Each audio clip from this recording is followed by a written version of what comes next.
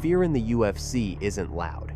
It doesn't show up in trash talk or stare downs. Real fear appears quietly when callouts disappear, when confidence turns into caution, when fighters suddenly start talking about timing instead of dominance. And right now, there's one name that creates that shift across divisions: Ilia Topuria. He isn't feared because he's undefeated.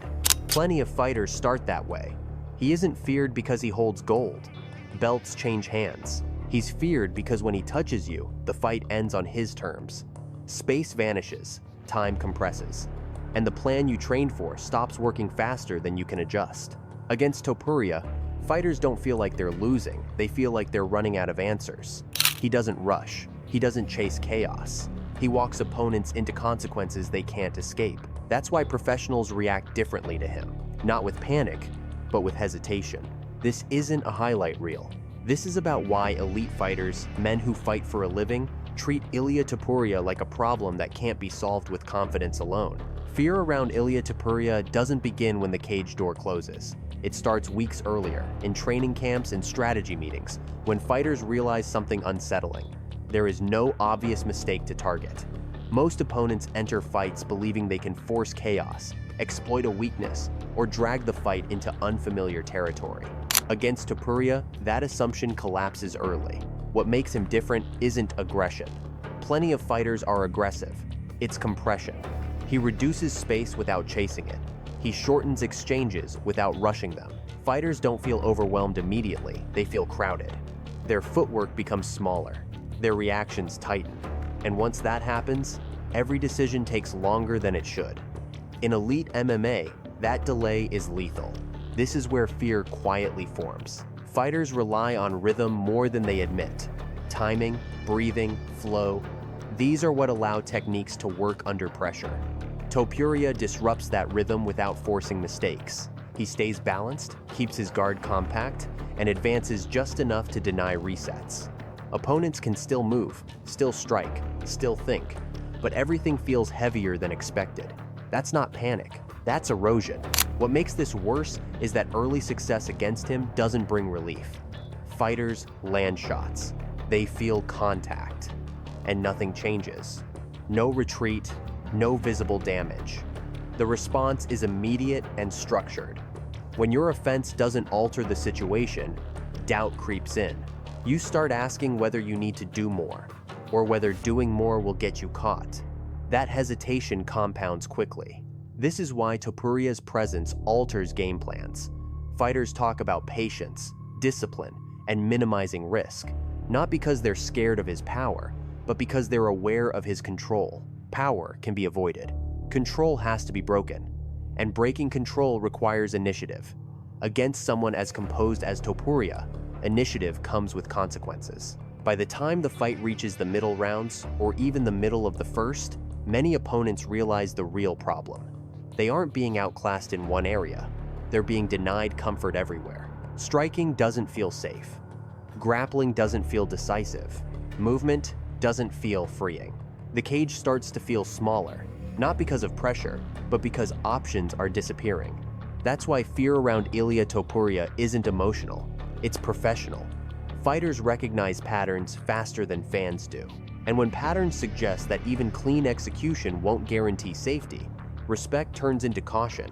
That caution is where fights against him are often lost long before the finish ever arrives. For most fighters, fear is manageable because there's always an escape route. If striking gets uncomfortable, they wrestle. If grappling becomes dangerous, they disengage and reset at range.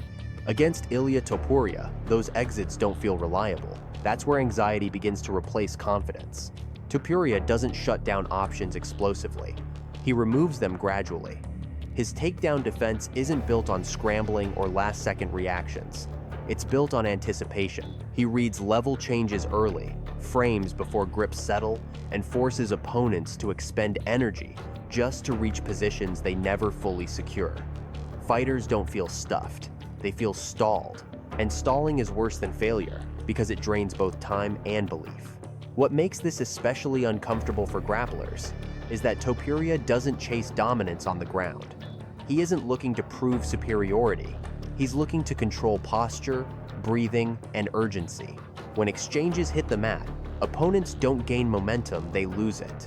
Their strongest skill becomes a temporary pause instead of a turning point.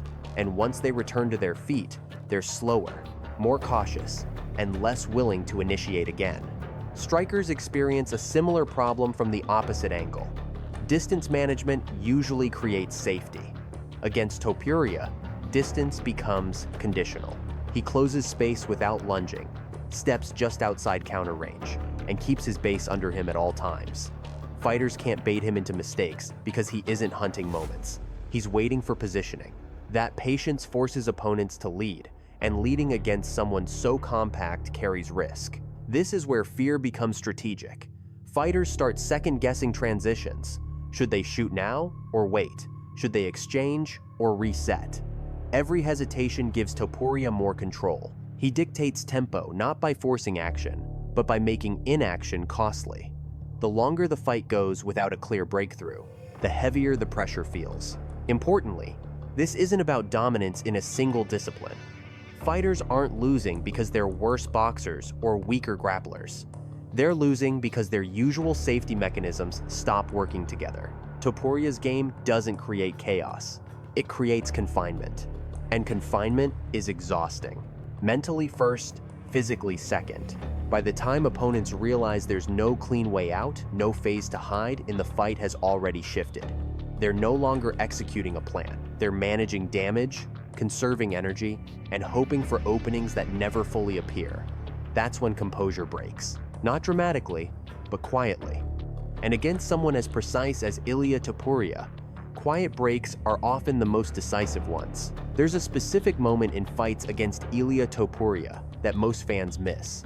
It doesn't happen at the knockdown. It doesn't happen at the finish. It happens earlier when an opponent lands something clean and realizes it didn't change anything. That's when confidence starts to crack. In MMA, success usually brings relief.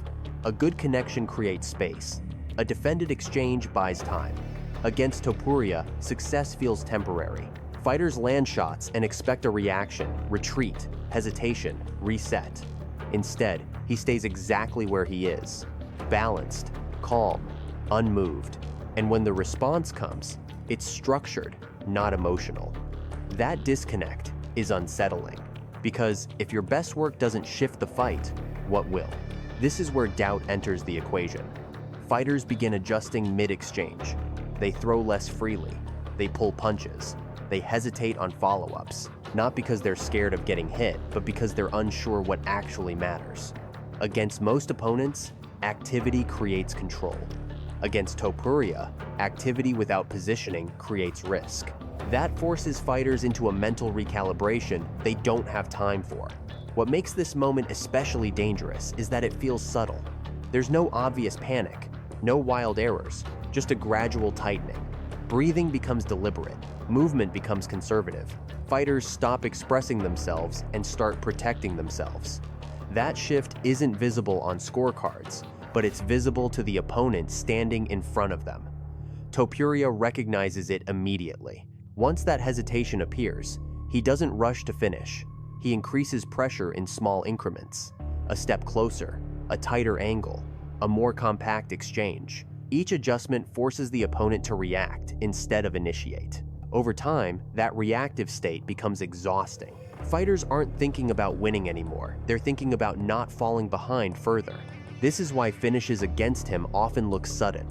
From the outside, it feels like the fight was competitive until it wasn't.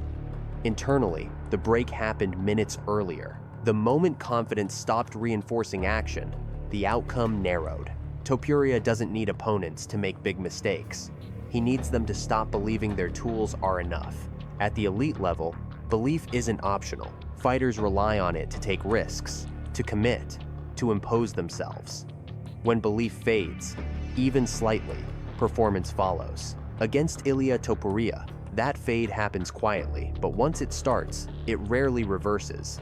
And that's why fighters don't fear him as a puncher. They fear him as someone who takes their certainty away. Experience is supposed to be armor.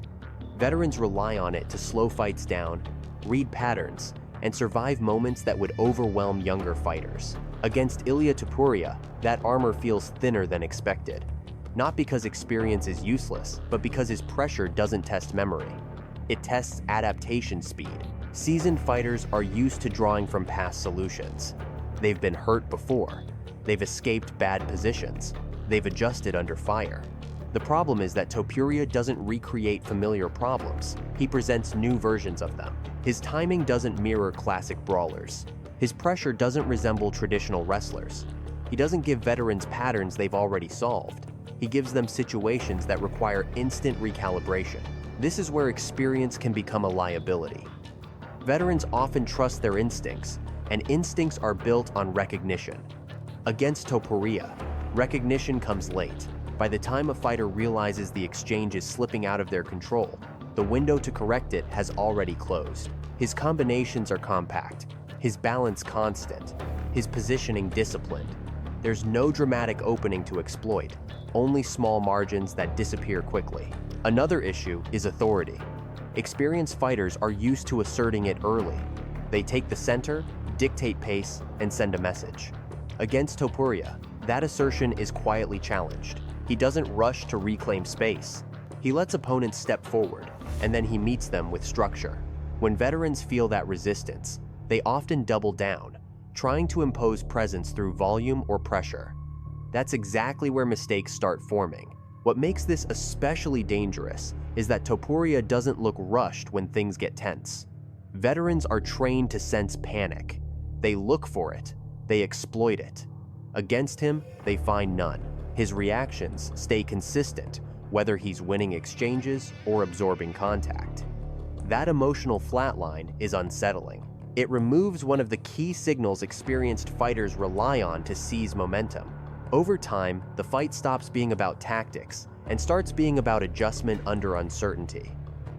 Veterans begin questioning whether to stick to what's worked before or attempt something new mid-fight. That hesitation is costly. Topuria thrives in those moments because his game doesn't require improvisation. It requires execution. While others are deciding, he's acting. This is why experience alone doesn't neutralize him. He doesn't disrespect it, but he doesn't fear it either. He treats every opponent the same way, as someone who will eventually have to solve the conditions he creates.